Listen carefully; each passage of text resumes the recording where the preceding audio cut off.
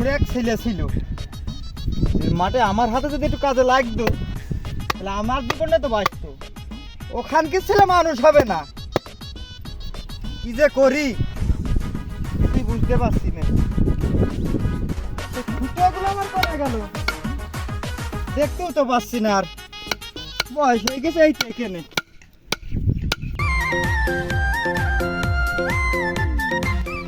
আব্বা আইসি, একা একা কাজ করছো তাই দেখতে দেখতে আসলাম, তোমার হাতে পিঠে যদি কিছু করতে পারি। হ্যাঁ ভাই, একা একা কাজ করছি বাপ, নে ধর খুঁটোগুলো মেরে আয় বাপ, এনে বাপ যা। ওই দেবান ভালো করে মেরাই বাপ, আমার মারতে হবে। ওখানকে ছেলে সেটাও শেখনি, যেরকম আমু সেরকম।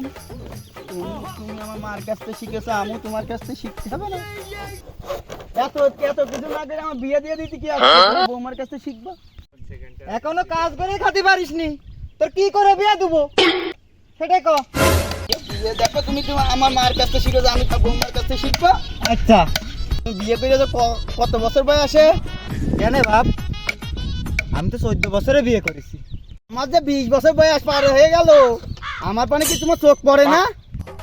কয় কি রে, বিয়ে দিবি তো স্যান্ডেল দিয়ে মালিকের আব্বা যদি না হতিস, তোরা যে খুঁটো দিয়ে মেয়ে একদম শার্ট করে ফেলতাম। কথাটুক বললো কি, হাই বড়ি মানুষ করলাম, ও কথাটুকু বললে কি? সুখ নেই জীবনে আমার,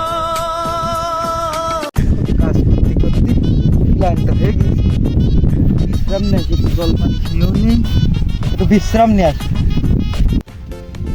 এখানেই বসি, বসার আর কোনে বসি।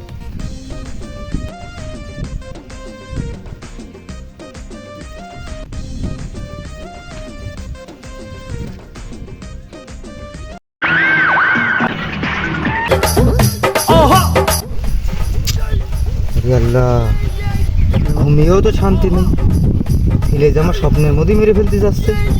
ছেলের বিয়ের ব্যবস্থা আমার তাড়াতাড়ি করে ফেলতে হবে। ওরে আল্লাহ, ছেলে আমার যে 12 দা, যদি বিয়ে না দিই সত্যি সত্যি না কবে মেরে ফেলবে আমার।